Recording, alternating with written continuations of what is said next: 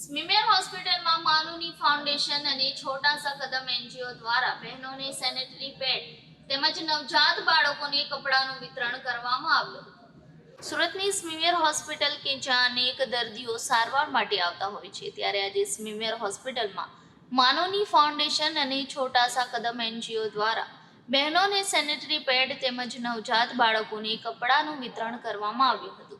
આ પ્રસંગે હોસ્પિટલ સમિતિ ચેરમેન મનીષાબેન આહિર તેમજ તબીબો અને નર્સિંગ સ્ટાફ ઉપસ્થિત રહ્યો હતો। સુરતના સરા દરવાજા ખાતે આવેલ મનપા સંચાલિત સ્મીમેર હોસ્પિટલમાં રોજના અનેક દર્દીઓ સારવાર લેવા માટે આવે છે।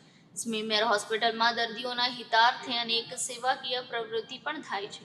ત્યારે આજે માનવની ફાઉન્ડેશન ટ્રસ્ટ કે જેના સંચાલક મીનાબેન મહેતા છે અને એક છોટા સા કદમ આ બંને એનજીઓ દ્વારા હોસ્પિટલમાં દાખલ બહેનોને સેનેટરી પેડનું વિતરણ કરવામાં આવ્યું હતું। આ ઉપરાંત નવજાત બાળકોને કપડાનું વિતરણ પણ કરવામાં આવ્યું હતું। આ પ્રસંગે બંને એનજીઓની બહેનો, હોસ્પિટલ સમિતિ ચેરમેન મનીષાબેન આહિર, હોસ્પિટલના આરએમઓ તેમજ નર્સિંગ સ્ટાફ ઉપસ્થિત રહ્યો હતો। મનીષાબેન આહિરે બંને એનજીઓના આ સેવાકીય પ્રવૃત્તિને બિરદાવી હતી અને તેઓની હાજરીમાં બહેનોને સેનેટરી પેડ તેમજ બાળકોને કપડાનું વિતરણ કરવામાં આવ્યું હતું।